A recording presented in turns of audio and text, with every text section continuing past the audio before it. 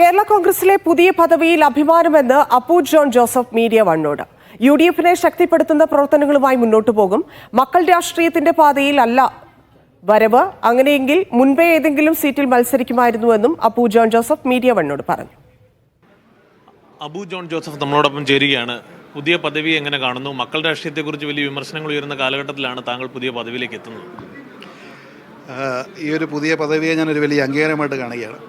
ഈ ഏറെ നാളത്തെ പാർട്ടിയിലുള്ള പ്രവർത്തനത്തിന് പാർട്ടി നൽകിയൊരു അംഗീകാരമായിട്ട് ഞാനിതിനെ വിലയിരുത്തുന്നു. മക്കൾ രാഷ്ട്രീയത്തെക്കുറിച്ച് നിങ്ങൾ സൂചിപ്പിച്ചത് കാരണം ഞാൻ ഒരു കാര്യം പറയാൻ ആഗ്രഹിക്കുകയാണ്. PJ ജോസഫ് എന്ന് പറയുന്ന ഒരു രാഷ്ട്രീയ നേതാവ് ഒരു മക്കൾ രാഷ്ട്രീയത്തിൽ വിശ്വസിക്കുന്ന ഒരാളായിരുന്നെങ്കിൽ ഒരു 10-20-30 വർഷം മുമ്പ് തന്നെ ഒരുപക്ഷെ ഈ പാർട്ടിയുടെ നേതൃനിരയിലോ അല്ലെങ്കിൽ എവിടെയെങ്കിലും ഒരു ജനപ്രതിനിധിയായിട്ട് ഞാൻ വന്നേനെ. PJ ജോസഫ് എന്ന രാഷ്ട്രീയക്കാരൻ്റെ രാഷ്ട്രീയ നിലപാട് എന്താണെന്ന് വെച്ചാൽ എന്നോട് അപ്പച്ചൻ അത് നേരിട്ട് വ്യക്തിപരമായി എന്നോട് പറഞ്ഞിട്ടുള്ള കാര്യങ്ങളുമാണ്. മാധ്യമങ്ങളുടെ മുന്നിൽ അത് പറഞ്ഞിട്ടുണ്ട്. പാർട്ടിയുടെ അടിസ്ഥാന ഘടകങ്ങളിൽ നിന്ന് പ്രവർത്തിച്ച് കഴിവ് തെളിയിച്ച് മുകളിലേക്ക് കയറി വരികയാണെങ്കിൽ അപ്പോൾ അങ്ങനെയുള്ള കാര്യങ്ങൾ പരിഗണിക്കാം, അല്ലെങ്കിൽ ആലോചിക്കാം എന്ന് മാത്രമേ അപ്പച്ചൻ പറഞ്ഞിട്ടുള്ളൂ. അപ്പോൾ ഒരിക്കലും PJ ജോസഫ് എന്ന വ്യക്തി ഒരു മക്കൾ രാഷ്ട്രീയത്തെ സപ്പോർട്ട് ചെയ്യുന്ന ഒരു രാഷ്ട്രീയക്കാരനല്ല. അത് ഇന്നും അങ്ങനെ തന്നെ തുടരുകയാണ്. ഈ ജോസ് കെ മാണിയുടെ വരവ് UDF-നെ കുറിച്ചുള്ള മടങ്ങി വരവിനെ കുറിച്ച് കോൺഗ്രസ് നേതാക്കൾക്കിടയിലൊക്കെ പല അഭിപ്രായങ്ങൾ ഉയരുന്നു. അതിനെക്കുറിച്ച് എന്താണ് കേരള കോൺഗ്രസിൻ്റെ അഭിപ്രായം? അതിൽ നിങ്ങൾക്കൊരു അതൃപ്തി ഉണ്ടോ?